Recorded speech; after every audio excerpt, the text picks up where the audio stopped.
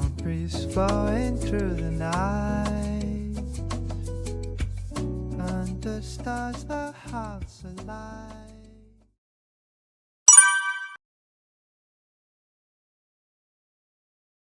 자, 안녕하세요.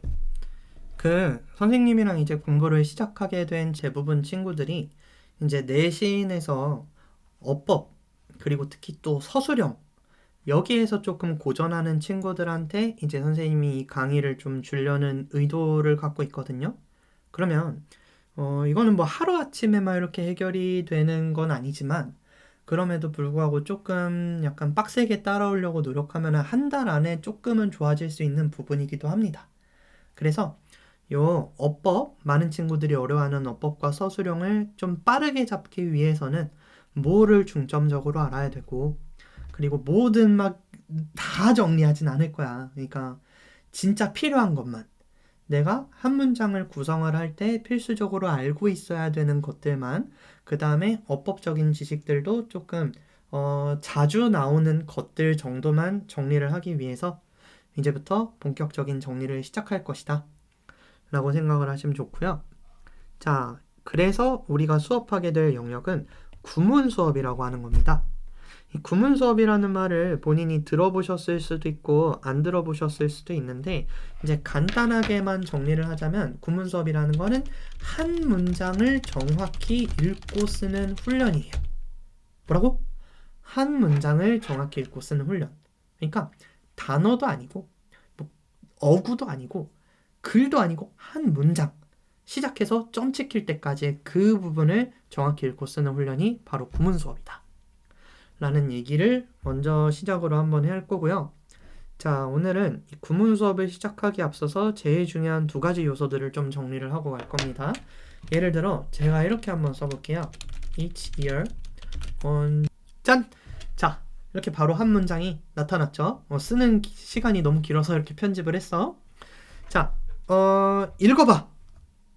30초를 줄게 라고 이렇게 해서 이거를 바로 해석할 수 있는지를 먼저 보는 거예요. 단어가 어렵다고?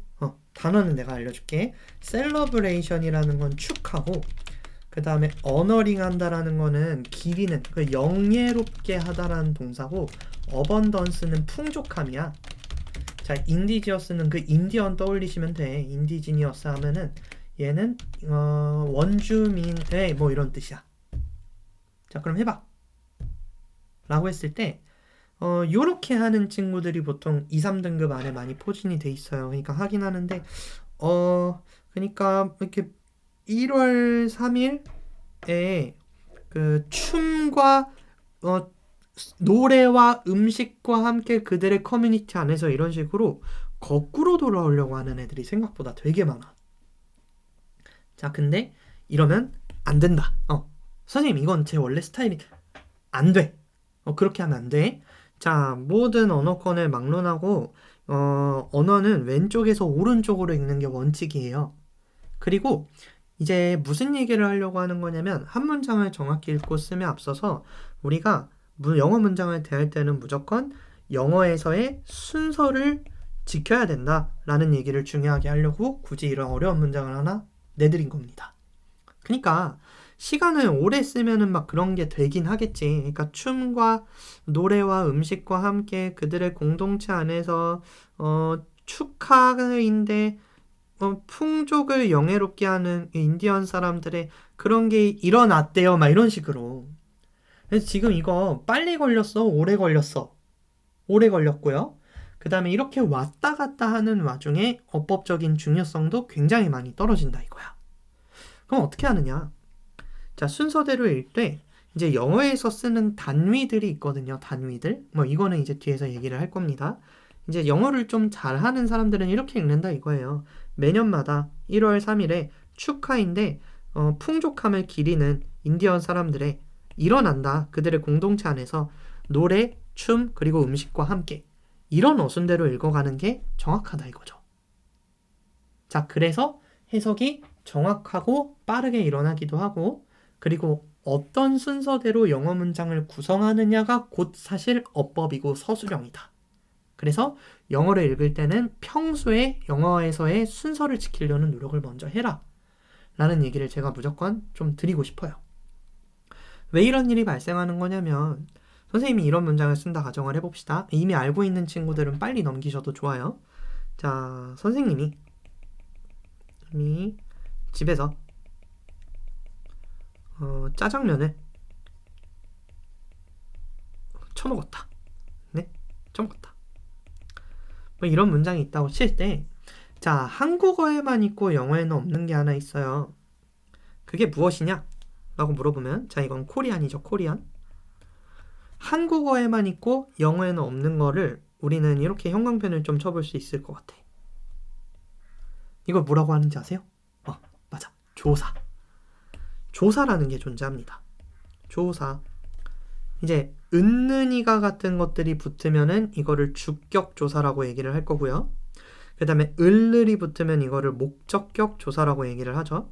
그 다음에 뭐 편의상 뭐 어디어디에서 어디어디로부터 이런 거를 실제 있는 얘기는 아닌데 그냥 부격 조사라고 합시다. 우리는 단어에다가 저런 조사를 붙여줌으로써 어떤 문장이나 어구를 구성한다고 보시면 되거든요. 그러다 보니까 생기는 특징이 뭐냐면 한국어에는 이미 단어에 역할을 정해주는 조사라는 게 붙어 있어서 순서에서 자유롭다라는 특징을 가져요. 무슨 얘기냐면은 이제 순서를 막 바꿔도 이 문장의 의미가 웬만하면 크게 달라지지 않는다라는 그런 얘기입니다. 선생님이 짜장면을 처먹었다 집에서 아까랑 다른 문장이 되진 않죠. 아니면 뭐 얘네들 통째로 막 이렇게 바꿔가지고 처먹었다 집에서 선생님이 짜장면을 이렇게 바꿔도 사실 의미가 크게 흔들리지 않는다 이런 얘기예요. 그러니까 요약하자면 한국어에는 저런 조사라는 게 있어서 문장 역할이 이미 정해져 있고 그렇기 때문에 여러 단어들이나 어구들의 순서를 막 바꿔도 크게 의미가 달라지지 않는구나. 그러다 보니까 이제 위에 있는 영어 문장을 읽으면서도 우리가 그냥 듣기 편하게 혹은 왠지 그런 뜻인 것 같은 순서로 이렇게 조합하려는 노력들이 나타나게 된다 이런 얘기죠. 근데 영어는 사실 한국어처럼 그렇게 이루어지는 문장이 아니라고 보셔야 됩니다. 자, 저 위에 있는 한국어 문장을 한번 영작을 해볼게요. 그래, 모두가 두려워하는 그 영작. 영어는 일단 뭐부터 써야 될까요? 라고 물어보면은 그래도 여기까지는 대부분의 친구들이 더 티처라고 쓸 생각을 하긴 합니다. 자, 먹었다. 어떻게 쓰죠? ate. 짜장면. 자, 여기서부터 인생 최대 위기가 짜장면이 뭐지? 블랙 누들. 자, 집에서 at home이라고 이렇게 써볼만 하겠죠? 자, 그러면 눈치가 좀 빠른 친구들은 채 쓸진 모르겠지만 영어라는 거에는 지금 조사가 있어요? 없어요? 조사가 없습니다. 한국어처럼 뭔가 역할을 정해주는 그런 어구가 따로 있는 게 아니라 말 그대로 단어들을 배열해서 한 문장이라는 걸 만들죠. 그러면 그 문장 안에서 어떤 단어가 하고 있는 역할 같은 것들이 이제 한국어처럼 조사에 의해서 정해지는 게 아니라 순서에 따라서 정해지게 돼요. 먼저 나오는 두 단어가 웬만하면 주어와 동사일 확률이 높고 그다음 동사의 대상인 목적어가 나오고 그다음 얘를 수식어라는 말로 표현을 할 겁니다. 아직 뭐 주어, 동사, 목적어 이런 게 뭔지는 몰라도 돼요. 뒤에서 조금 선생님이 제 식대로 자세히 설명을 할 겁니다. 그러면 선생님은 먹었다 짜장면을 집에서 영어는 조사라는 게 없기 때문에 순서가 그 역할을 표현한다 이거구나. 역할을 정해준다. 즉 순서를 맘대로 바꾸면 된다 안 된다? 안 된다. 자, 순서에서 자유롭지 않다. 순서가 바뀌면은 아예 문장의 의미가 달라지는 경우가 많다. 그래서 영어를 읽을 때에는 꼭 뭐를 먼저 지켜달라? 네, 당연한 얘기입니다. 순서. 영어에서 어떤 어구나 문장을 쓰는 순서를 꼭 지켜달라. 그 순서라는 거는 사실 별거 없어요. 먼저 주어 동사가 나오는 게 일반적이고 그 다음에 주성분이라고 불릴 수 있는 녀석을 쓰고 그 다음 주성분은 아니지만 꾸며주는 애들인 수식어 단위로 이루어지는 경우가 제일 많다라는 얘기를 조금 이따가 할 거예요. 선생님 진짜요? 막 순서 막 바꾸면 안 돼요? 바꿔봐 궁금하면은. 이렇게 바꿔보자고. 안 되는구나. 이렇게 하면은 식인 짜장면이 돼버린다 라는 얘기죠. 이해됐죠? 자, 그래서 첫 번째 영어에 대한 어떤 구문 수업을 하기 이전에 앞서서 우리가 제일 먼저 지켜야 될 거는 영어권에서의 어순, 즉 순서다. 왜? 순서가 역할을 정해준다. 순서대로 읽히고 순서대로 어떻게 읽어야 되는지 정확한 어순이 무엇인지가 다 정해져 있다. 오케이?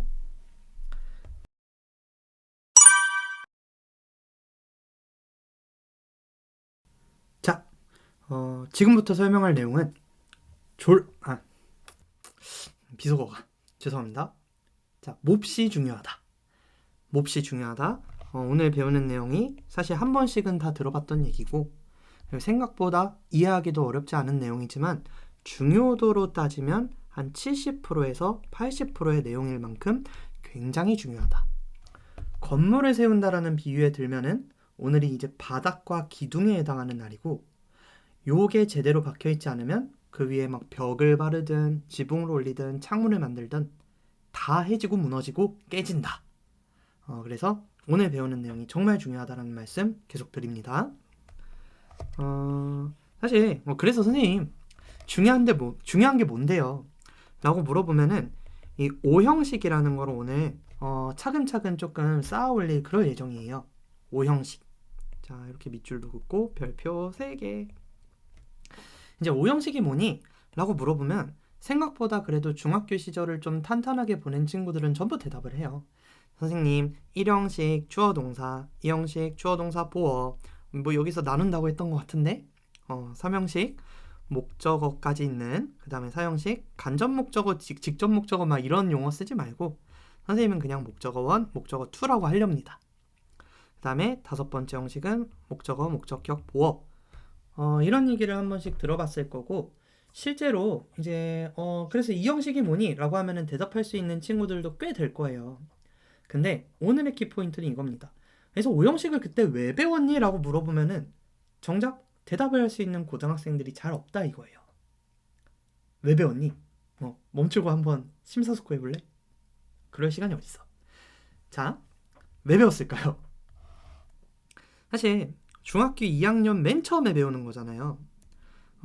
그만큼 사실 기본적이고 정말 중요해서 맨 처음 배우지만 맨 처음 배웠기 때문에 맨 처음 까먹습니다. 그래서 이제 대답을 어떻게 하는 친구들은 뭐 해석을 잘하려고 배웠겠죠? 라고 이렇게 대답이 돌아와요. 그럼 제가 반대로 물어보죠. 그럼 너는 이걸 배워서 해석을 잘하니? 이러면 이제 입국단. 선생님 왜 그러세요? 자, 오늘 오형식을 배우는 이유부터 제대로 알고 가자고요. 오형식이라는 거는 세상에 존재하는 거의 모든 영어 문장이 5가지 방법 중 하나로 해석되기 때문에 가장 먼저 배우는 겁니다.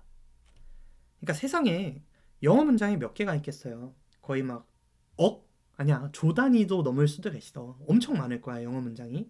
근데 그 수많은 영어 문장이 알고 보면 저 5가지 중에 하나로만 해석이 된다 이겁니다. 그래서 제가 앞에서 구문 수업이라는 게 한 문장을 정확히 읽고 쓰는 훈련이라고 얘기를 했잖아요. 이 오형식을 모르고서는 아예 시작조차도 잘 되지가 않습니다. 어법도 잘 안 풀릴 거고요. 서술형도 지옥일 거예요. 그렇구나. 그래서 영어 문장을 정확히 읽고 쓰려면은 이 오형식이라는 걸 꼭 알아야 되겠구나 라는 걸 이제 먼저 머리에 좀 넣어두시고요. 오늘은 이 오형식이 어떻게 이루어지고 왜 이루어지고 뭐 어떻게 쓰는 건지 이런 얘기들을 준비하기 위한 좀 사전 준비에 아직까지는 해당한다라는 말씀을 드리면서 자, 오형식을 이해하기 위해 먼저 품사라는 것에 관련해서 얘기를 좀 해봅시다. 자, 품사가 뭐니? 라고 물어보면 또 대답하고 있을 거지. 명사요. 동사요. 형, 아니 그런 거 말고 품사라는 말 뜻이 뭐니? 정의가 뭐야? 라고 물어보면 이제 여기서도 말문이 막히는 경우가 많다. 자, 뭔가 하나를 알 때 이걸 왜 배우고 무엇이고 정말로 내가 아는지 계속 질문을 던져가면서 학습을 할 필요가 있다. 알려줄게. 품사는 단어가 가진 성질이다. 이렇게 먼저 정의를 좀 해놓을게요. 단어의 성질. 자, 그래서 품사가 몇 개니? 라고 물어보면 또 이제 8품사요 이렇게 대답할 거지 너. 잘 배웠어. 잘 배웠는데 선생님이랑 고등학교 어법을 실전적으로 정리를 할 때는 5개가 아니라 4개의 품사라고 외웁니다. 자, 품사는 4개밖에 없어요. 뭐라고? 품사는 4개. 진짜요, 선생님? 믿어봐. 4개. 순서대로 일단 뭐부터 좀 얘기를 할 건지에 대해서 써보자면은 명사라는 품사가 있죠. 그 다음에 형용사라는 품사가 있고요. 뭐 다 써줄까? 형용사. 선생님, 저는 언니가 있어요. 언니 용사. 미안해. 자, 형용사. 시겁했네. 아니면 부사가 있을 거고요. 그 다음에 동사가 있죠. 자, 명사, 형용사, 부사, 동사 이 4가지에 대해서 좀 먼저 숙지를 해주세요. 명사, 형용사, 부사, 동사. 자, 그래서 각각의 품사, 물론 뭐 어느 정도 알겠지만 그래도 혹시 모르니까 한 번씩만 빠르게 설명하고 갈게. 자, 명사가 뭐니? 라고 물어보면 한자로 이름, 명자, 말, 사자를 써요. 그러니까 사람, 사물의 이름을 나타내는 말이다. 이렇게 정확히 정의를 두면 되고 혹시 모를 친구들을 위해서 선생님이 이렇게 좀 정리를 해왔어. 사람, 사물의 이름을 나타내는 단어구나. 선생님 노트북 축하 공동체. 자, 잘 모르겠으면 멈추고 잘 봐. 그렇구나. 자, 그러면 형용사는 뭐니? 여기서부터 조금 막히는 친구들이 있을 수 있겠지. 자, 형용사는 무조건 명사를 향해서 꾸며주는 녀석입니다. 형용사는 명사를 꾸며주기 위해 태어난 녀석이다. 이렇게 좀 알고 계시면 좋겠어요. 형용사가 뭔지 잘 모르겠다고? 명사를 꾸며주는 말이고 보통 이렇게 선생님이라는 명사나 노트북이라는 명사에 이렇게 갖다 박았을 때 말이 되기 시작하는 그런 어떤 말들이 형용사라고 보시면 돼요. 명사를 꾸며주기 위해 태어난 말이다. 명사만요? 명사만. 이거를 꼭 기억해야 돼. 그 다음에 부사가 뭐니? 이러면 이제 성실한 친구들. 동사를 꾸며줘요. 형용사를 꾸며줘요. 그 다음 뭐였지? 문장 전체를 꾸며줘요. 그럼 명사는 안 꾸미니? 명사도 꾸며주는 것 같아요. 왜 이렇게 대답이 돌아온단 말이야. 자, 명사는 꾸며줄까? 아니야. 부사가 꾸며주는 거는 명사 빼고 다 라고 좀 먼저 기억을 좀 해두자. 자, 명사 빼고 다 꾸며준다라는 거는 뭐냐면 이 부사라는 녀석은 형용사도 꾸며줄 수 있고 자기 자신도 꾸며줄 수 있고 동사도 꾸며줄 수 있다. 자, 예시를 빨리 하기 위해서 이것도 한번 띄워놔 볼게요. 톡톡톡톡. 부사. 명사 빼고 다 꾸며주는 녀석인데 물론 이렇게만 쓰면은 조금 불안해하는 친구들이 있을 수 있을 것 같아서 좀 성의 있게 이거는 설명을 할게. 형용사에 보통 ly가 붙어있는 형태가 부사라고 이해가 되고요. 자, 보통 아까 선생님을 꾸며주던 형용사를 극도로 예쁜 이런 식으로 형용사를 꾸며주는 역할을 하던지 비싼 노트북이라고 얘기를 했을 때 이 비싼을 꾸며주는 즉 형용사를 꾸며주는 역할을 하죠. 아니면 빠르게 썼다 이렇게 동사를 수식하기도 하고요. 자, 매우 운 좋게도 나는 돈을 얻었다라는 문장 전체를 꾸미기도 하고 이 문장 전체를 꾸며주는 부사를 꾸며주기도 합니다. 근데 이거 다 외울 거니? 그게 아니라 명사 빼고 다. 선생님, 명사는 못 꾸며요?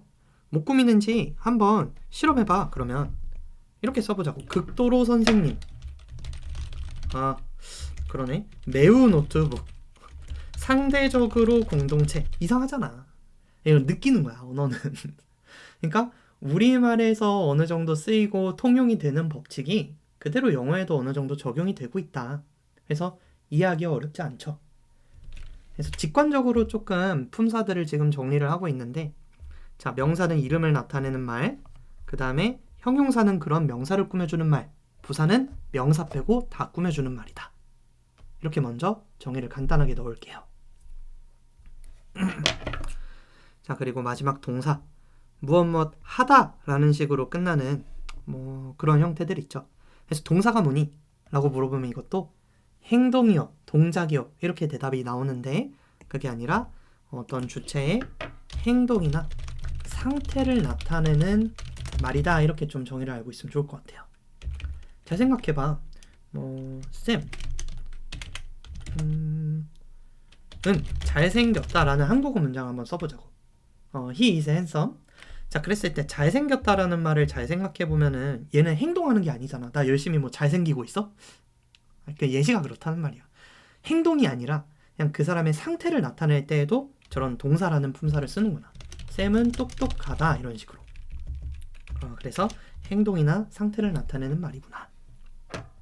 자, 다시 한번 강조하지만 품사는 이 4개로 끝난다고 보시면 돼요. 물론 팔품사 얘기도 할 거지만 어법이랑 서술형을 직관적으로 이해하고 훌륭하게 쓰기 위해서는 품사는 몇 개다? 4개다. 이 말을 좀 기억을 먼저 해주세요.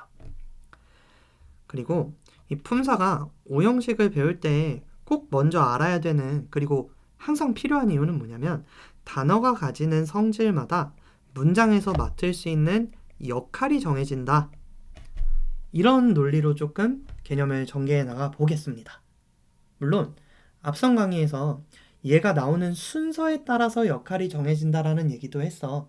그래서 순서에 따라서도 역할이 물론 정해지지만 이 녀석이 어떤 성질을 가지고 있는 단어인지에 따라서도 역할이 결정되는 경우가 있다. 간단히 말해보자면 yesterday I ate pizza라는 간단한 문장을 써봤을 때도 맨 앞에 나와 있다고 해서 얘가 주어야? 그 다음에 나와 있으면 동사고, 어제는 나 했다 이렇게 해석이 안 되잖아. 그게 아니라 부사 성질을 띠는 친구들은 보통 수식어 역할을 하고 명사가 주어를 맡고 동사, 그 다음에 명사는 또 목적어, 이런 식으로 품사에 따라서 또 정해지는 역할이라는 게 있다.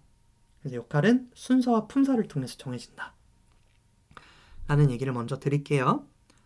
자, 문장 내에서의 역할이라는 건 뭐냐면 행동을 하거나 당하는 주어라는 녀석이 있고요. 지금은 행동을 한다고 배웁시다. 일단 다음에 서술어라는 역할이 있고, 목적어, 행동의 대상이 되는 녀석이죠. 목적어, 그 다음에 보어, 수식어, 이렇게 있습니다.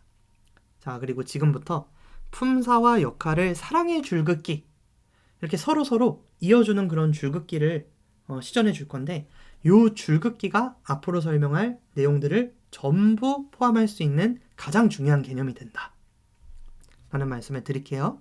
자, 일단 명사가 중요한 역할을 맡는다 라는 아이디어로 먼저 시작을 해봅시다. 명사가 주어, 목적어, 즉 문장에서 빠지면 절대 안 되는 필수 성분 2개를 맡는다 라고 먼저 시작을 해볼게요. 자, 주어라는 건 말 그대로 그 행동을 하거나 상태인 녀석, 일단 목적어는 행동의 대상이 되는 거, 이 정도는 알고 있으리라 믿을게요. 자, 그러면 이제 가끔씩 친구들이 조금 잘못 알고 있는 개념 중에 하나가 이 보어가 뭔지를 정확히 모르는 친구들이 종종 있어요. 자, 그래서 보어는 조금 설명을 하고 갑시다. 자, 보어라는 거는 이름의 정의에서 볼 수 있듯이 보충 설명하는 말인데요. 자, 누구를 보충 설명하냐?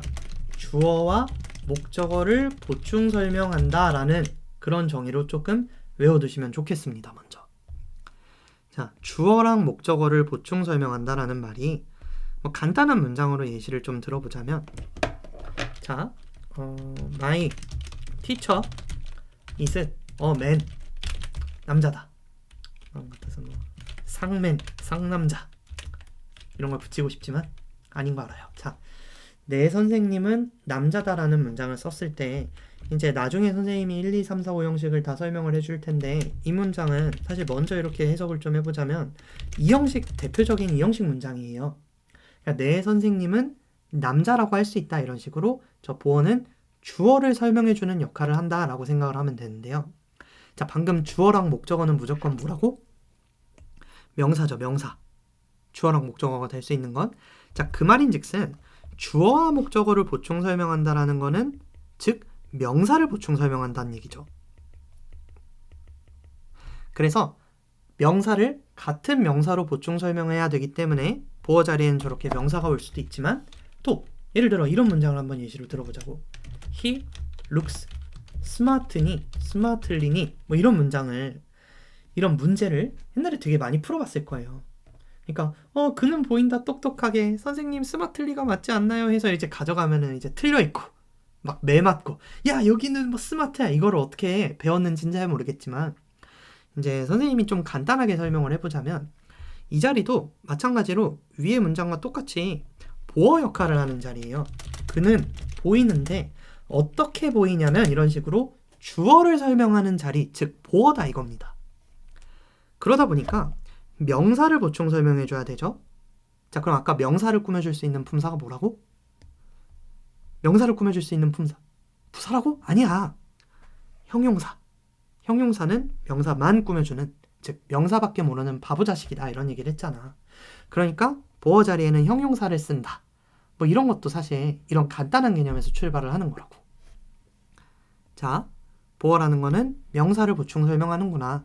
그러다 보니까 이제 거꾸로 올라가게 되면은 같은 명사로서 보충 설명을 해주던지 아니면 명사를 꾸며줄 수 있는 형용사로 보충 설명을 해주던지 이 둘 중 하나다 이거죠. 나중에 보면 알겠지만 목적격 보어라는 것도 마찬가지입니다. 잘 봐요. 뭐 이런 문제를 많이 틀리는 친구들이 있을 수 있어. I want to make him 스마트가 맞아, 스마틀리가 맞아 라고 했을 때 이것도 이제 가끔씩 친구들이 번역을 이렇게 한단 말이야. 나는 만들고 싶다. 그를 똑똑하게. 해석이 부사로 되잖아. 그래서 똑똑하게 만들고 싶다고 스마틀리 이러면 또 틀리는 거야. 왜냐면 그를 똑똑한 상태로 만들고 싶다라는, 즉 목적어를 어떤 상태로 만들어줘야겠다라고 하는 목적격 보어 자리, 뭐 이런 얘기도 나중에 할 겁니다. 그래서 보어는 정리하자면 목적어랑 주어를 보충 설명해 주는데요.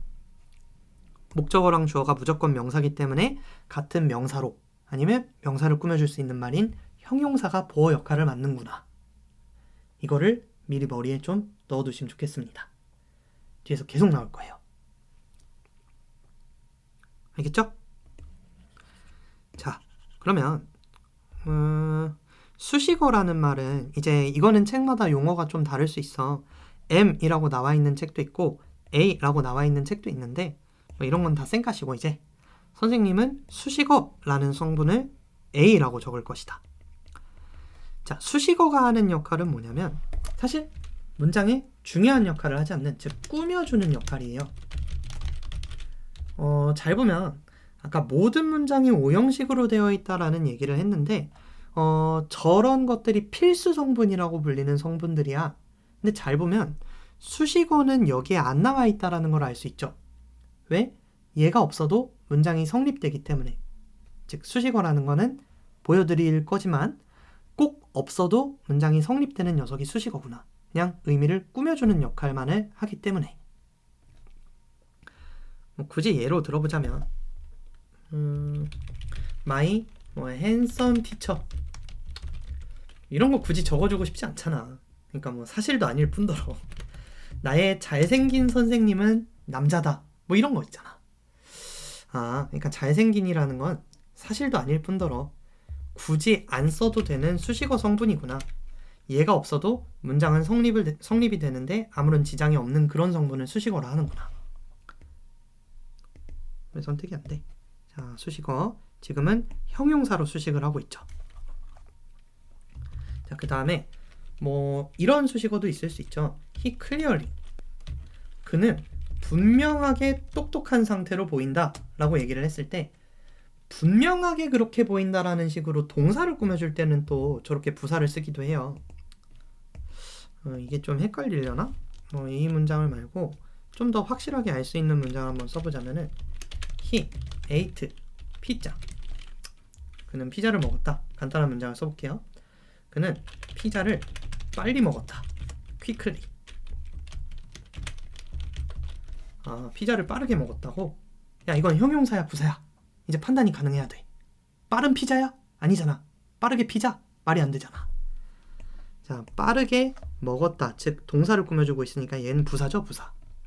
근데 잘 생각해보면은 저 부사 성분은 지금 문장에 없어도 문장을 문법적으로 이루는 데는 아무런 지장이 없었다. 그러니까 굳이 없어도 되는 성분들을 선생님은 수식어라고 하시는 거구나 라고 이해가 가능하겠죠. 자, 그러면 굳이 안 써줘도 되는데 꾸며주는 말을 수식어라 한다 하면 수식어라는 건 그럼 꾸며주는 성분이네. 꾸며주는 성분. 아까 우리가 품사를 정리할 때 꾸며주는 품사들을 다 정리를 하고 왔잖아요. 그죠? 자, 명사를 꾸며주면 형용사인데 가끔씩 저렇게 필요 없는 자리에서 수식어로 꾸밀 때가 있다. 자, 그 다음에 명사 빼고 다 꾸며주는 게 부사인데 얘는 문장에서 무조건 수식어로만 기능한다. 거의 자빌처리부 같은 역할을 한다. 중요한 역할은 하지 못한다. 자, 정말 중요한 내용을 다루고 있어요, 지금. 선생님, 동사는요? 동사는 똥 싸러 간다.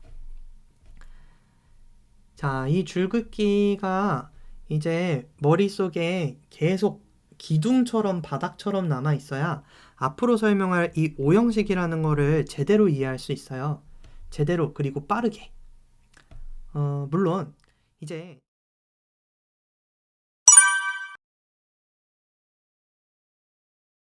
자, 잠시 전화가 와서 끊겼습니다. 미안. 자, 어쨌든 지금 정말 중요한 내용을 다루고 정리하고 있다라는 말씀은 계속 지겹도록 드리고 있고요. 이렇게 단어가 가진 성질에 따라서 문장에서 그 녀석이 할 수 있는 역할이 달라지고, 그리고 그 역할들이 어떤 식으로 배열이 되고 쓰이느냐에 따라서 형식이 정해지고, 5가지로 영어 문장이라는 건 무조건 이 5가지 방법 중에 하나로만 해석이 돼야 그것이 공용어, 즉 모든 사람들이 그 규칙을 이해하고 쓸 수 있는 의사소통 도구가 되는 거구나. 이런 얘기를 전체적으로 드리고 있어요. 물론 이제 다음 시간에는 저 오형식이라는 게 뭔지, 뭐 어떻게 이해할 건지, 자동사는 뭐고 타동사는 뭔지 이런 얘기를 할 거지만 문제는 이거야. 아직 선생님에 대한 신뢰가 없을 수 있잖아. 우리가 얼마 본 지가 안 됐을 거니까 이걸 보고 있다라는 건. 막상 그래요? 뭐 이렇게 보면 엄청 쉬워 보이네. 5가지 저 이거 중학교 때 다 배웠어요. 막 이러고 이제 할 수 있겠군요. 일로 와보면 이게 어떻게 오형식이냐 이 말이야. 그러니까 막 나중에 뭐 어법 문제 막 이런 게 저렇게 기호로만 봤던 것처럼 간단하면은 누구나 다 했겠지. 다 했는데 막상 우리가 모의고사나 내신 대비해서 마주하는 문장들이 이따만치 길다 이거예요. 아까 봤던 그런 심플한 구조가 아니라. 자, 왜 그럴까? 그럼에도 불구하고 선생님은 왜 한 문장을 오형식 중에 하나다라고 계속 얘기를 하느냐? 뭐 실제로 그러니까. 잘 봐. 허버트 시몬은 탔다. 그의 노벨상을 알아본 데 있어서 우리의 한계를 정보, 시간, 그 다음에 인지적 능력에서의 이런 식으로 보면 결국에는 3형식 문장이다 이거야. 나머지가 다 수식어. 아니 선생님 근데 방금 어떻게 했어요? 뭐 나처럼 지금 되는 친구들도 있겠지. 그럼 넌 잘하는 거야. 잘하는 건데 그래도 지금 기본부터 차근차근 건물을 쌓아 올리기로 했으니까 길게 되는 이유에 대해서 다루고 오늘 수업을 어느 정도 좀 마무리를 해보자고요. 아니 저렇게 저거 보다 보니까 이거 보니까 이 새끼가 지금 무슨 말을 하는구나 무슨 말을 하는 건가 막 그런 흑심을 품을 수가 있어요. 근데 그게 아니라 실제로는 5가지 형식 중에 하나로만 해석이 됨에도 불구하고 이렇게 길어지게 되면은 저 형식이 잘 안 보인다 이거야. 왜 안 보이냐면 지금부터 저런 품사나 역할들이 단독 어떤 단어로 나오는 게 아니라 덩어리로 나오는 것들에 대해서 조금 이해를 할 필요가 있다 이겁니다. 자, 얘네들은 지워볼게요. 자, 품사, 역할, 오형식 이게 뼈대지만 저게 긴 문장에서 잘 안 보이는 이유는 덩어리로 존재하기 때문이다. 자, 그래서 오늘의 핵심 키워드들을 머리에 잘 넣어주세요. 품사, 역할, 오형식, 덩어리 뭐 이런 것들. 선생님, 덩어리에는 뭐가 있는데요? 자, 구와 절이라고 씁니다. 뭐라고? 구와 절이라고 써주세요. 그럼 이제 또 물어보겠지 내가. 구는 뭐니? 절은 뭐니? 이랬을 때 생각보다 대답을 제대로 하는 친구들을 정말 잘 못 봐요. 그래서 제가 아싸리 처음 이제 저랑 영어 공부를 시작하는 친구들은 이 밑바닥 아예 시면부터 다시 시작해버리는 게 마음 편하더라 이겁니다. 은근히 이런 것들을 잘 모르고도 막 1, 2등급을 받는 친구들도 있고 뭐 3, 4, 5등급에 머물러 있는 친구들이야 말할 것도 없고 그래서 정말 탄탄하게 배워야 되는 부분 중에 하나다. 자, 구라는 건 뭐냐면 쉽게 말해서 그 안에 주어 동사가 없는 덩어리라고 필기를 좀 해주시면 좋겠어요. 없는 덩어리. 그나저나 필기하면서 듣고 있지? 자, 그럼 반대로 구를 저렇게 정의했다라는 거는 절이라는 건 어떻게 정의가 된다는 거죠? 맞아. 주어 동사가 그 안에 있는 덩어리라고 정의를 해주시면 됩니다. 어떻게 보면 참 쉽죠. 참 쉬운데 주어 동사가 없는 덩어리는 뭐고 있는 덩어리는 뭐야? 자, 이렇게 오늘 덩어리에 대한 얘기를 하면서 드디어 선생님이 아까 사품사라고 했지만 꽁꽁 숨겨놨던 나머지 품사들에 대해서도 얘기가 가능해진다 이겁니다. 일로 올라가 볼게요. 자, 품사는 물론 네 가지만 존재하진 않습니다. 근데 결국엔 돌고 돌아 네 가지 중에 하나를 하기 때문에 제가 네 가지라고 설명을 드렸지만 다른 기능을 하는 품사들이 있어요. 자, 그걸로 전치사라는 품사를 하나 들 수 있습니다. 전치사. 전치사요? 전치육주? 나이를 너무 많이 먹어서. 자, 전치사라는 거는 일단 한자 뜻부터 조금 뜯어보자면 한자로 앞전 둘치자를 써요. 뭐라고? 앞전 둘치. 즉 앞에다 두는 말사자를 써서 말이다. 앞에다 두는 말이라는 뜻이거든. 선생님, 어디 앞에 두는데요? 자, 명사 앞에 두는 말. 앞에 두는 말을 우리가 전치사라고 부른다. 명사 앞에 두는 말. 그리고 이미 우리가 꽤 많이 봤을 거예요. 뭐 전치사에 해당하는 거 to, in, about, 그 다음에 뭐 for, 그 다음에 뭐 into 저렇게 막 합쳐버리는 것도 있겠고 of, 그 다음에 on, 뭐 under 등등등등등이 있죠. 자, 이런 친구들이 전치사라고 불리는 녀석인데 이 친구들은 항상 명사 앞에만 쓰게 돼 있다. 그러면 전치사는 단독으로는 오지 못하고 명사랑 항상 같이 쓰인다라는 식으로 이해를 할 수 있는데 이게 대표적인 구호 중에 하나예요. 덩어리라는 건 뭐냐면 두 단어 이상의 결합을 선생님이 덩어리라 부를 거거든. 지금부터 두 단어 이상의 결합, 두 단어 이상이 붙어서 하나의 덩어리로 이루어지는 걸 말 그대로 구나 절이라고 부를 건데 그 중에 전치사는 저 전치사 덩어리는 뭐야 이거? 왜 났어? 어디 갔어? 미안. 편집해야겠다. 잠깐만. 맞지? 자, 전치사 덩어리라는 거는 그러면 구예요? 절이에요? 자, 3, 2, 1 맞아요. 대표적인 구입니다. 그래서 이거를 나중에 전치사 구라고 불리기도 하고 그 다음에 전명구라는 이름으로 붙여주기도 해요. 전치사랑 명사랑 붙어있다. 혹은 나중에 보면 알겠지만 웬만하면 수식어구, 이 덩어리가 하는 역할을 가지고 이름을 지어줄 때도 있다 이겁니다. 선생님, 왜 전치사 덩어리가 수식어구예요? 보여줄게. 자, 대표적인 전치사구에 대한 어떤 예시를 몇 개 들어보자고요. The man in the box is a beggar. 거지다. 이런 문장 한번 들어볼게. 저 박스에 있는 그 남자는 거지다. 거렁뱅이다. 뭐 이런 문장을 한번 들어볼게요. 선생님 과거.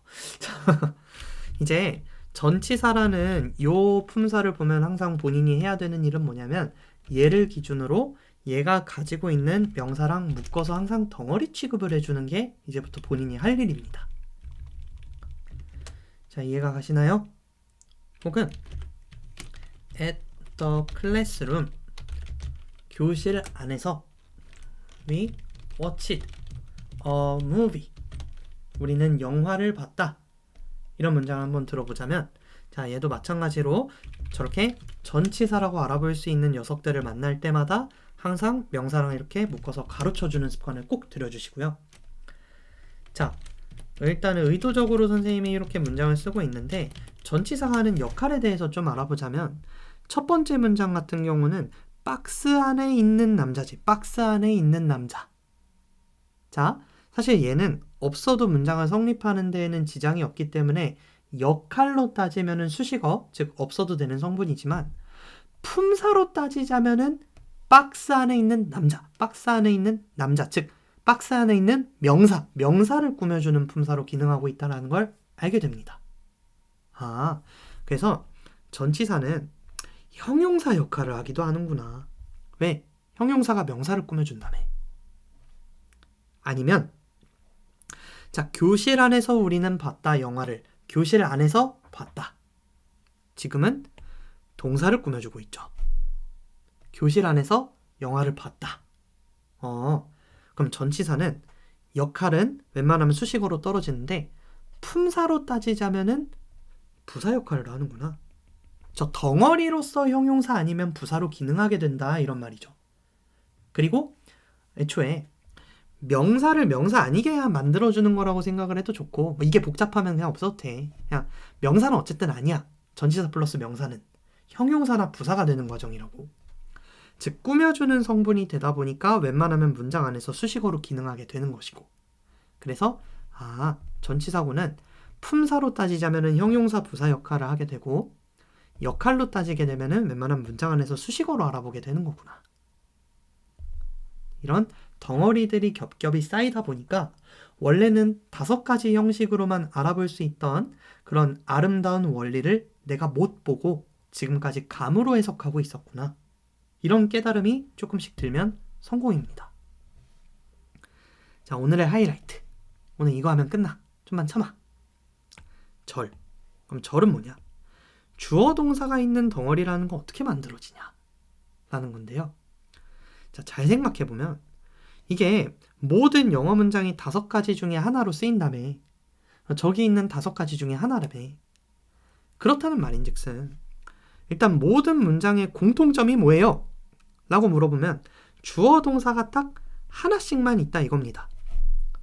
근데 선생님 주어 동사가 그 안에 들어간 덩어리라고요? 그럼 이게 다 덩어리인가? 그런 얘기를 하려는 게 아니라 주어 동사가 들어간 덩어리가 어떻게 만들어지냐라는 얘기는요. 옛날에 이런 걸 배웠어요.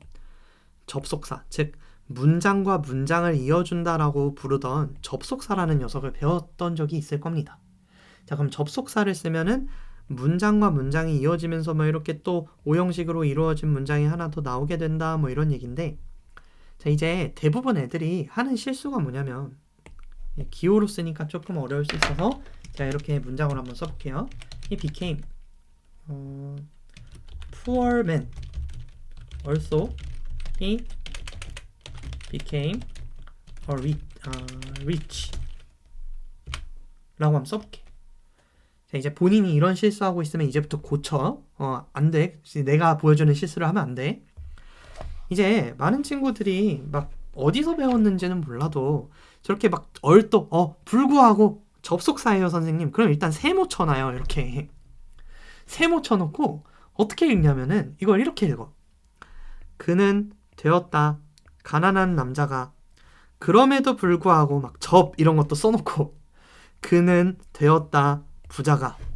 자, 그러면 얘는 지금 부자야 거지야? 10초 안에 판단해봐. 10, 9, 8, 7, 6, 5, 4, 3, 2, 1. 거지죠. 이 사람은 거지입니다. 자, 왜 거진지 모르겠으면 이제부터 선생님 말 잘 들어. 왜냐면 이제 접속사는 단순히 문장과 문장을 이어주는 기능이 아니라 선생님이랑 배울 때는 덩어리를 만들어주는 기능을 한다로 배울 거예요. 접속사를 기준으로 주어 동사가 그 안에 들어간 덩어리로 만들어진다라는 게 이제 선생님이 주장하는 바입니다. 접속사는 저걸 쓰는 순간 주어 동사가 한 번 더 나올 수 있는데 얘를 기준으로 안에 주어와 동사가 들어간 덩어리가 만들어지는구나. 이게 바로 뭐다? 절이다. 절. 나무아미타불. 미안. 자, 그러면 이제 접속사를 볼 때마다 아까 전치사가 했던 것처럼 전치사를 보면은 선생님이 계속 저렇게 명사랑 묶으라 그랬잖아요. 접속사를 보는 순간 뒤에 있는 문장이랑 이렇게 묶어서 괄호를 치는 습관을 좀 들여봐야 된다. 자, 이제 뒤에서 한 번 더 할 겁니다. 한 번 더 할 건데 접속사는 덩어리를 만든다. 물론 예외도 있어요. 뭐 and, or, but 같은 애들은 나중에 또 병렬 접속사 뭐 이런 얘기를 배울 건데 지금은 헷갈리니까 90% 접속사라는 건 덩어리를 만들어지기 위해 나온 녀석이라 보면 되고 그 안에 주어 동사가 들어가 있고 자 해석은 주어 동사를 때려 박는다라고 하나 적어둘 겁니다. 접속사는 덩어리를 만든다 플러스 해석은 주어 동사를 때려 박는다 라고 적어주세요. 그러니까 아까처럼 해석하지 말고 이렇게 돼야 돼. 이렇게. 그는 가난한 남자가 되었다. 그가 되었었음에도 불구하고 이렇게 주어 동사를 접속사에 연결시켜줘야 된다고. 그가 되었었음에도 불구하고 가난한 사람이 됐대. 그러니까 얘는 가난한 거지다 이거야. 그리고 이제부터 이 덩어리를 막 별도로 막 또 주어 동사가 이어지는 막 문장으로 볼 게 아니라 이 녀석의 역할은 지금 수식어예요. 왜냐면은 앞에 그는 되었다 부자가라는 필수 성분들이 다 나왔기 때문에 그 뒤로는 어떤 성분이나 덩어리가 나오든 다 수식어다 이겁니다. 아니 왜? 주어, 동사, 보어, 목적어, 보어 막 이런 문장을 봤어? 지금 위에 있어? 5가지 형식 중에? 제7의 형식? 그런 거 없단 말이야. 5가지 형식 중에 무조건 하나다라는 믿음을 좀 가지기 시작해야 된다. 그리고 이런 거 알아보기 위해서 우리는 덩어리라는 거 알아봐야 되는데 그 덩어리를 만들어주는 품사인 접속사에 대해서 얘기를 하고 있고요. 절이라는 거는 접속사 플러스 주어 동사를 묶어서 주어 동사가 그 안에 있는 덩어리를 만들어주는구나. 왼쪽으로 가볼게요. 그래서 덩어리를 만들어주는 품사인 접속사도 추가를 할 것이고요.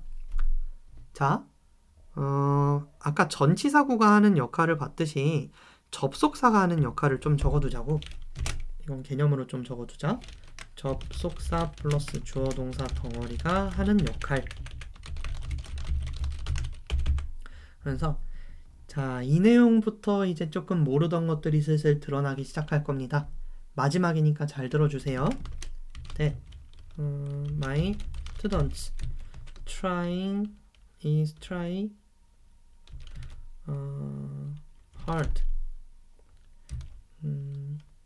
is a good news. 자, 이런 문장을 하나 적어둘 거고요.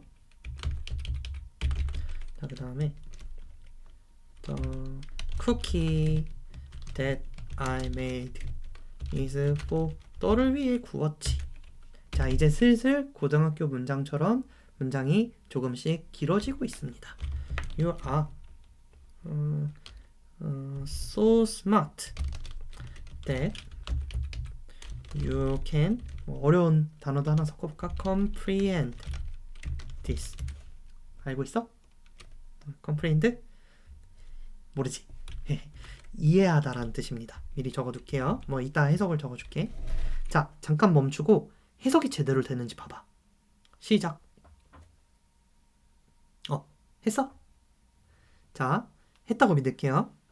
아까 선생님이 뭐라고 했냐면 자, 제일 대표적이고 가장 많이 쓰이고 영어 모의고사에서 제일 많이 보게 되는 접속사가 that입니다. that.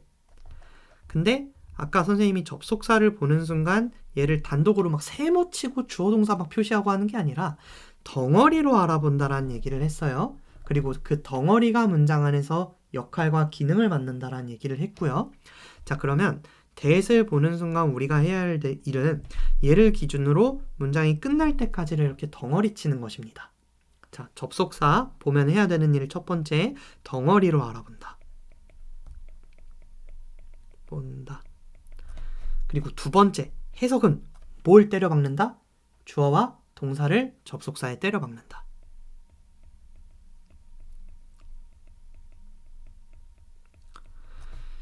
이거를 지키면서 보면은 결론부터 말하자면은 첫 번째 문장 같은 경우는 지금 that으로 이루어진 저 덩어리 있잖아요. 이 덩어리가 문장의 주어 자리에 가 있다라는 거를 이제 본인이 조금 관찰하시면 좋겠습니다. 왜냐면 덩어리가 끝난 다음에 바로 동사가 나오잖아. 이 형식 문장이구나. 이렇게 보여야 된다 이거예요. 자, 그리고 주어 자리에 있다라는 건 얘 품사가 뭐란 소리니? 주어면은 품사가 뭐니? 이제 바로 나와야 돼. 바로 계산이 돼야 돼. 아까 그 80%라고 했던 사랑의 줄긋기가 바로바로 돼야지 이제부터 내 수업을 제대로 이해할 수 있을 거라고. 자, 주어 자리에 있다라는 건 명사절. 지금 본인은 명사절을 보고 계십니다. 폰트가 오류가 떠서 지금 본인이 보고 있는 거는 명사, 즉 명사 역할을 하는 명사절 덩어리다. 그리고 이때 명사절로 쓰일 때의 that은 이제 뒤에서 배우겠지만 주어가 동사한다는 것 혹은 사실로 번역하는 게 일반적입니다. 그러다 보니까 내 학생들이 열심히 하려고 시도한다는 것은 혹은 내 학생들이 열심히 하려고 시도한다는 사실은 주어 동사를 때려 박아야 된다고 이렇게. 자, 그런 사실은 좋은 뉴스이다. 이렇게 얘기가 되는 것이죠. 그렇구나. 이런 게 명사절. 자, 그리고 이제 조금 공부를 해본 친구들은 알겠지만 뭐 어쩔 때는 뭐 의문사절, 어떨 땐 명사절, 어쩔 땐 가주어 진주, 어쩔 땐 관계대명사, 어쩔 땐 so that 구문 같은 that을 가지고도 이름이 굉장히 많았었다라는 거를 조금 알 거예요. 어느 정도. 그래서 막 다음과 같은 용법으로 쓰인 걸 골라라 하면서 that에 밑줄 쳐져 있으면 막 문제가 조금 두렵고 어렵고 했을 기억도 있을 건데, 자, 지금 잘 보면 쿠키 문장에 맨 앞에 먼저 등장하는 명사가 주어입니다. 그럼 동사가 나올 때까지는 전부 수식어라고 볼 수 있겠죠? 자, 쿠키인데 그것은 너를 위한 쿠키이다 라는 문장으로 쓰고 있네요. 자, 그러면 이 녀석은 지금 쿠키인데 내가 만든 쿠키 이러고 있죠. 즉 명사를 꾸며주고 있죠. 명사를 꾸며주고 있는 이 절덩어리를 우리는 형용사절이라 배울 것이다. 형용사절. 그리고 이런 형용사절이라는 이름이 붙을 때의 that을 우리가 관계대명사라고 얘기를 하던지 혹은 나중에 배우면 알겠지만 동격 that이라는 이름이 붙어요. 선행사 이런 것도 들어봤잖아. 앞에 있는 명사를 꾸며주는 대절이 선행사를 가진 대절이다 뭐 이런 얘기야 사실. 이럴 때는 뭐 동사하는 혹은 주어가 동사하는 명사 이런 식으로 명사에다 꽂아줘야 해석이 올바르게 된다. 자, 그래서 이 녀석은 지금 해석을 해보자면은 쿠키인데 내가 만든 그 쿠키는 이런 식으로 명사에다 꽂아줘야 올바른 해석이 나온다. 너를 위한 것이다. 그러니까 접속사라는 거는 형용사 역할을 하기도 하는구나 저렇게. 자, 마지막. 그럼 뭐가 남았어? 명사, 형용사. 부사절 있겠죠. 부사. 자, 부사절은 뭐냐면 부사는 말하자면 수식어 기능밖에 못해. 또 수식어 자리에 있는데 명사 빼고 다라 그랬잖아. 수식어인데 명사를 안 꾸미는 수식어가 바로 부사야. 자, 이런 얘기를 나중에 더 쉽게 알아볼 수 있도록 해줄게. 지금은 이 정도로만 만족을 해보자고. 잘 봐. 너는 매우 똑똑하다. 그럼 이제 수식어가 시작되지.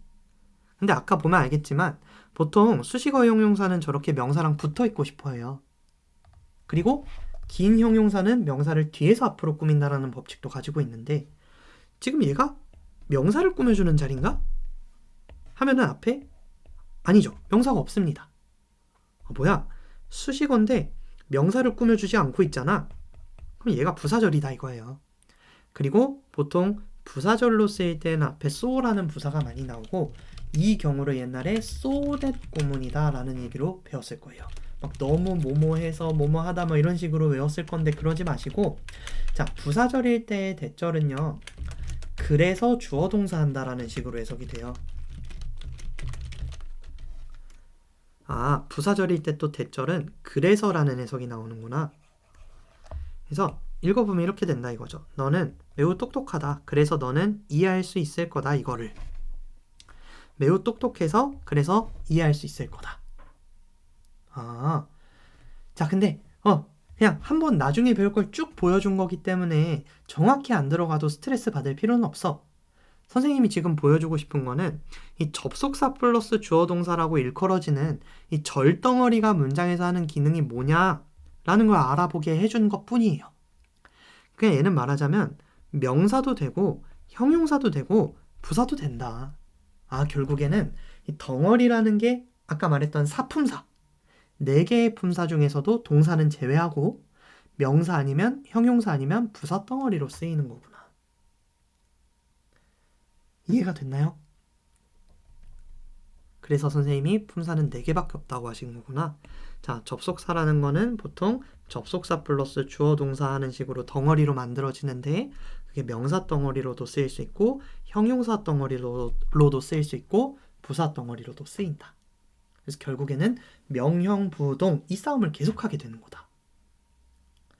그래서 명형부동 중에 어떤 게 중요한 역할을 맡을 수 있고, 즉 주어, 목적어, 보어, 뭐 형용사는 누굴 꾸며주고 부사는 누굴 못 꾸며주는 대신에 딴 건 다 꾸며주고, 이거 아까 선생님이 80%라고 얘기를 했던 거, 이게 꼭 들어가 있어야 돼요. 나중에 여러 가지 개념들을 배울 텐데 그게 혼동이 되지 않고 섞이지 않게 하려면은 아까 그 말했던 사랑의 줄긋기가 정말로 꽉 들어가 있어야 된다.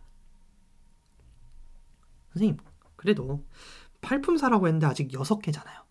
그래, 꼭 알고 싶어? 굳이? 진짜? 몰라도 1등급 받을 수 있는데? 알았어. 감탄사. 와우, damn, fuck! 막 이런 거죠. 얘네들은 보통 문장 안에서 부사로 기능한다. 와우, this is delicious. 봐봐, 와우가 감탄사야. 이거 굳이 근데 모의고사에 잘 나오지도 않고, 그냥 회화에서는 중요하지만 어법이랑 서술형을 쓰는 입장에서는 굳이 넣지 않아도 된다. 선생님, 그래도 감탄사까지 해도 7품사잖아요. 꼭 그래야만 속이 시원하니? 알았어. 대명사. 그래서 대명사, 명사, 형용사, 부사, 동사, 전치사, 접속사, 감탄사에서 원래 8품사야. 됐냐?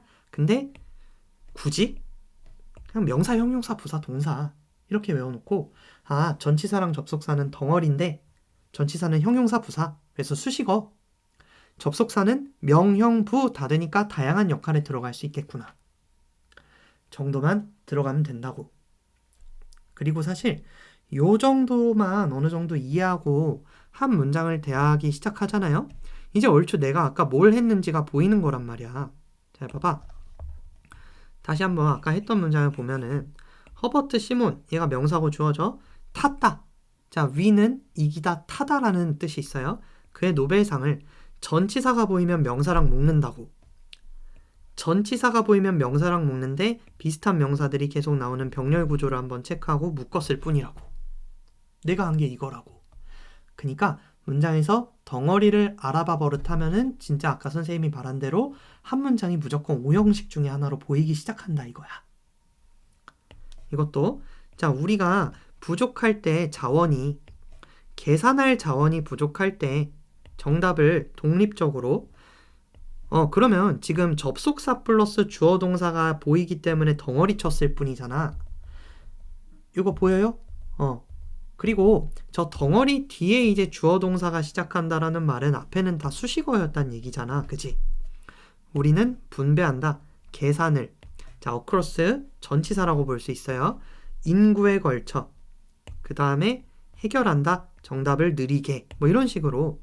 사실 저렇게 덩어리만 알아봐도 실제로 문장 구성이 굉장히 심플하고 정확하게 직관적으로 다가오기 시작한다 이거야. 이게 오늘의 결론이다. 자, 짧진 않았나? 정말로 간단해 보이지만 영어의 어떤 진리, 정말로 좀 깊은 진실을 담고 있는 강의라고 생각을 하고요. 자, 오늘 배웠던 내용이 앞으로 설명할 때마다 까먹지 않고 있어야 되는 내용 중에 하나입니다. 이게 바닥이자 기둥이다. 이게 흔들리면 앞으로 뭔가가 되기가 어렵다. 정리를 하자면 키워드 위주로 품사, 단어가 가진 성질, 그 성질에 따라서 역할을 맡는다고, 주목보, 동사, 수식어 뭐 이런 거. 자, 이 역할들이 배열이 돼서 5형식이라는 체계를 이루는데 세상에 존재하는 모든 영어 문장이 5가지 중에 하나다. 근데 왜 이걸 알아보기가 어렵냐? 보통 저런 품사나 역할 같은 것들이 덩어리져 있기 때문이다. 덩어리에는 뭐가 있냐면 구와 절이 있는데 구는 안에 주어 동사가 없는 덩어리, 대표적으로 전치사. 절은 안에 주어 동사가 있는 덩어리, 접속사를 썼기 때문에 안에 주어 동사가 들어간 덩어리가 생긴다. 자, 그래서 이제 구, 대표적인 구인 전치사구에 하는 역할을 지금 아까 알아봤던 거죠. 얘는 전치사구의 역할. 보면은 형용사나 부사를 맡는다. 그래서 웬만하면 문장 안에서 수식어로 기능하기 시작한다라는 얘기를 했었고요. 자, 접속사 플러스 주어 동사 덩어리, 즉 절이 하는 역할이 뭐냐? 얘는 상대적으로 다양하다. 명사 역할을 맡을 때도 있고 형용사 역할을 맡을 때도 있고 부사 역할을 맡을 때도 있다. 그러다 보니까 사실 저 덩어리라는 건 결국에 명형부 중에 하나고, 모양이 같아 보일지언정 이 녀석이 나오는 위치와 품사에 따라서 해석하는 방법도 달라지고 있다. 오케이? 자, 수고 많았습니다.